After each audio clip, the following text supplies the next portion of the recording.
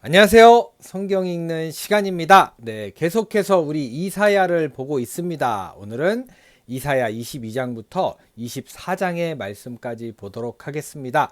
네, 계속 이제 나라를 돌면서 말씀을 하고 계시고 거기 또 안 좋은 일이 생기고 이런 느낌 계속 이어지고 있는데요.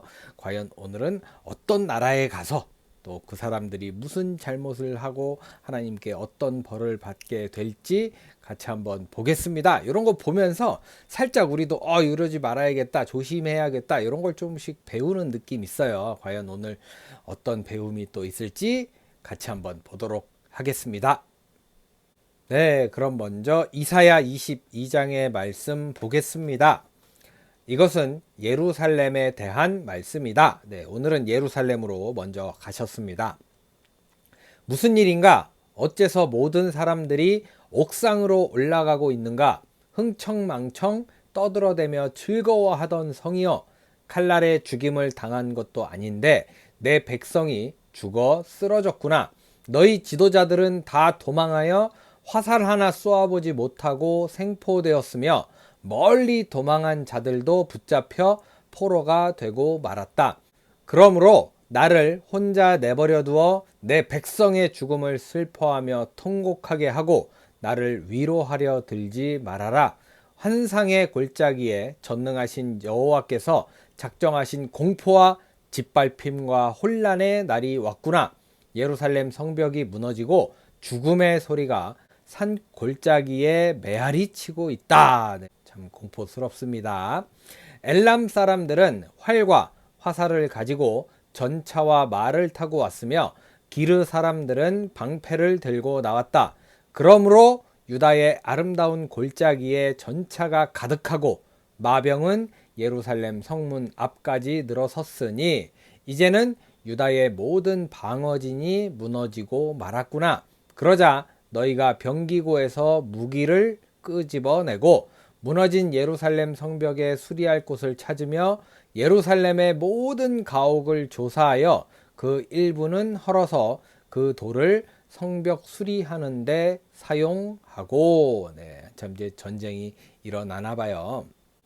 또 충분한 물을 확보하기 위해 옛 연못에서 흘러내리는 물을 가둘 저수지를 성 안에 만들었다. 그러나 너희는 오래전에 이 모든 일을 계획하시고 이런 일이 일어나게 하신 하나님에게는 아무 관심도 쏟지 않았다. 네, 순서가 바뀌었다라고 얘기할까요? 네, 참 안타깝네요. 그때 전능하신 주 여호와께서 너희에게 통곡하고 슬퍼하며 머리를 밀고 굵은 삼배옷을 입으라고 하셨으나 오히려 너희는 기뻐하고 즐거워하며 소와 양을 잡아먹고 포도주를 마시며 내일 죽을 텐데 먹고 마시자 하였다. 전능하신 여호와께서 나에게 직접 말씀하셨다. 이 죄는 그들이 죽을 때까지도 용서받지 못할 것이다. 이것은 전능한 나 여호와의 말이다. 전능하신 주 여호와께서 나에게 왕궁 살림을 맡은 셈나에게 가서 이렇게 전하라고 말씀하셨다. 내가 여기서 무엇을 하고 있느냐? 내가 무슨 권리로 이 바위산에 내 무덤을 팠느냐? 나 여호와가 너를 단단히 붙들어 공처럼 말아 싸서 광대한 나라에 던질 것이다. 내가 거기서 죽고 너의 화려한 마차도 거기 있을 것이며 너는 내 주인에게 수치가 될 것이다. 내가 너를 관직에서 쫓아내고 내 지위를 낮출 것이다. 그런 다음 내가 힐기야의 아들인 내 종 엘리야김을 불러 그에게 내 관복을 입히고 내 띠를 메어주고 내가 가졌던 모든 권한을 그에게 주겠다. 그는 예루살렘과 유다 사람들에게 아버지와 같은 자가 될 것이다. 네, 엘리야김 많이 들어봤는데 굉장히 멋있는 사람이었던 것 같습니다. 또 내가 그에게 다윗 집안의 열쇠를 줄 것이니 그가 열면 닫을 사람이 없고 그가 닫으면 열 사람이 없을 것이다. 내가 못을 박듯이 그의 위치를 확고하게 할 것이며 그는 자기 집안 사람들에게 최대의 자랑거리가 될 것이다. 그러나 그의 모든 친척들과 집안 사람들이 그에게 무거운 짐이 될 것이다. 그들은 마치 못에 걸린 크고 작은 그릇처럼 그에게 잔뜩 매달릴 것이다. 그렇게 되면 튼튼하게 박힌 그 못이 사가 부러져서 떨어질 것이며 거기에 매달린 모든 것이 그것과 함께 떨어지고 말 것이다. 이것은 나 여호와의 말이다. 네, 엘리야김도 마지막은 좀 안 좋았나 봐요. 상태가. 보니까 이제 하나님을 먼저 찾아야 되는데 하나님을 뒤에 딱 버려두고 야 어차피 다 죽을 거 막 살자 이런 느낌이었나 봐요. 참 보니까 안타깝습니다. 이렇게 이사야 22장 마무리되었습니다. 네, 계속해서 이사야 23장의 말씀 보겠습니다. 이것은 두로에 대한 말씀이다. 다시스의 배들아 통곡하라. 두로가 망하여 집도 없고 항구도 없이 황폐해졌으니 너희가 키프러스에서 들은 소문이 다 사실이다. 해변의 주민들아 시돈의 상인들아 잠잠하라. 너희가 바다로 이집트 상품을 실어 나르며 세계의 시장 노릇을 해왔다. 시돈아 너는 부끄러워하여라. 바다가 너를 버리며 이렇게 말한다. 나는 아이를 가져본 적이 없으며 아들이나 딸을 길러본 일도 없다. 두로가 망했다는 소식을 들으면 이집트 사람들도 몹시 충격을 받고 놀랄 것이다. 해변의 주민들아 너희는 슬피 울며 스페인으로 도망하라. 이것이 고대에 건설된 화려한 너희 도시냐? 이것이 먼 나라까지 가서 식민지를 개척한 도시란 말이냐? 많은 식민지를 다스리며 세계구역의 중심인 두로에 누가 이런 재앙을 내렸는가? 전능하신 여호와께서 그렇게 하셨으니 그들의 교만을 꺾고 세상의 존귀한 자들을 낮추기 위해서였다. 다시스의 배들아 항해를 계속하라.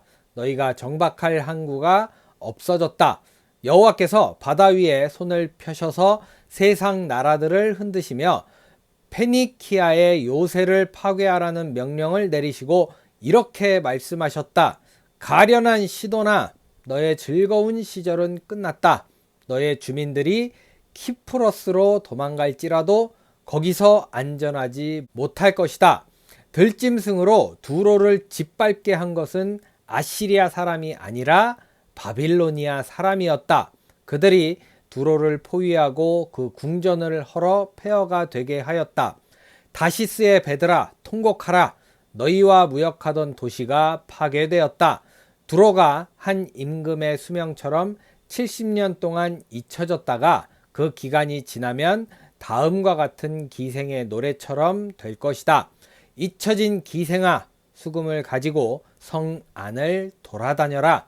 훌륭하게 연주하고 많은 노래를 불러 사람들이 다시 너를 기억하게 하라. 그 70년이 지나면 여호와께서 두로를 다시 일으켜 이전처럼 무역을 하게 하실 것이나 두로는 온 세계와 음란을 행할 것이다. 그러나 두로가 무역하여 번 돈은 쌓아두지 않고 여호와께 바쳐질 것이며 여호와를 섬기는 자들이 식량과 의복을 사는데 그 돈을 사용할 날이 있을 것이다. 네, 보니까 두로가 살짝 이제 돈이 많은 좀 뭔가 이렇게 좀 부유한 느낌의 나라인 것 같은데 한순간에 또 하나님께서 뚜껑을 닫아버리시니까 잊혀지게 되는 상황까지 오는 것 같습니다. 네, 이렇게 이사야 23장 마무리되었습니다. 네, 끝으로 이사야 24장의 말씀 보겠습니다. 여호와께서 땅을 뒤엎어 황폐하게 하시고 그 백성을 흩어버리실 것이다.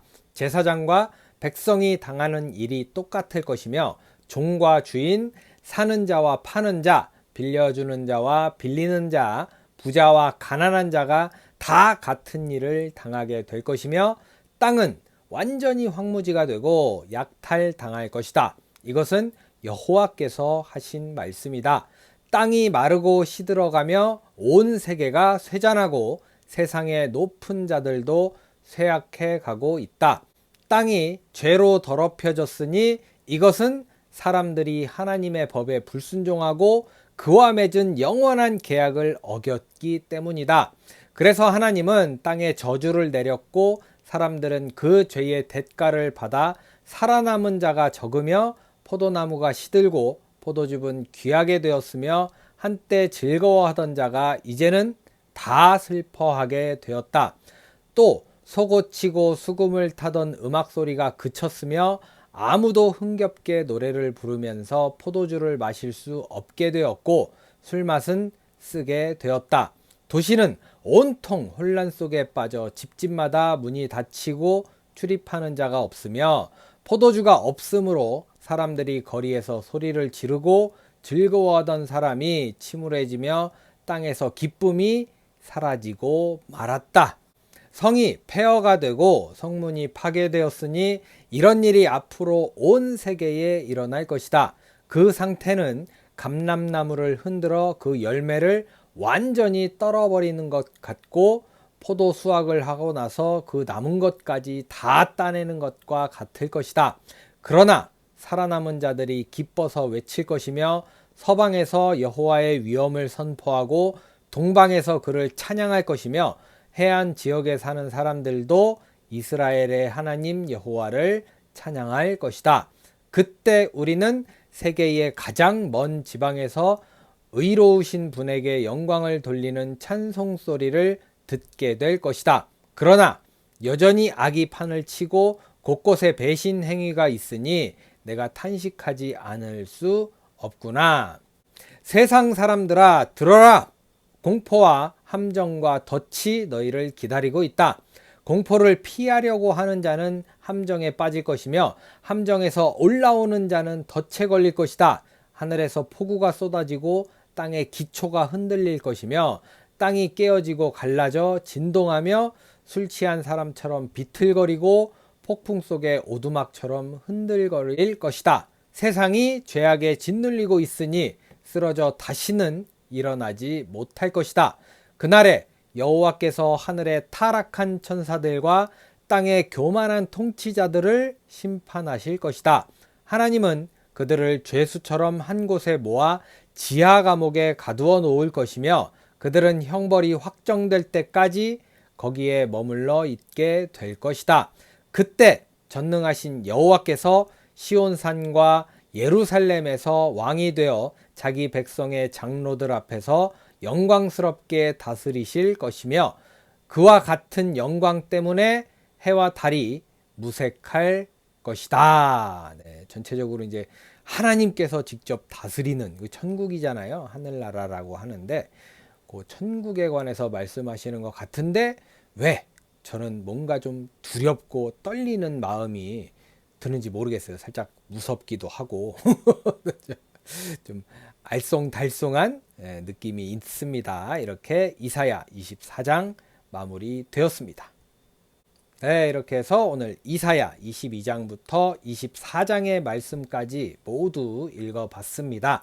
네, 보니까 하나님을 먼저 의지해야 되잖아요. 우리는 아무리 힘들고 어려운 상황이 있더라도 야, 다 끝났어. 이제 망했어. 이러면서 완전히 그냥 내일이 없이 살지 말고 그런 와중에도 하나님 먼저 찾고 의지해야 된다. 이런 말씀 해주시는 것 같기도 하고 그리고 또 그런 말 있잖아요. 산이 아무리 높아도 하늘 아래에 있다. 이것처럼 사람이 아무리 잘나고 대단하다 하더라도 하나님 앞에 서면 여기 말씀에도 나오잖아요. 네, 다 필요 없다. 다 똑같은 사람이다. 라고 말씀하시는 것처럼 우리 겸손하게 힘들고 어려운 일 잘 이겨내라는 말씀인 것 같습니다. 네, 모쪼록 여러분들 오늘 복된 하루 잘 보내시고요. 좀 많이 요즘 힘들고 몸도 그렇고 마음도 그렇고 좀 많이 처지는 상황이 많이 발생하는데 이럴 때일수록 우리 힘내서 주님 붙들고 좀 잘 이겨내시기를 바라겠습니다. 네, 저는 내일 이사야 25장부터 27장의 말씀을 들고 찾아오도록 하겠습니다. 오늘도 함께 해주신 여러분 감사합니다.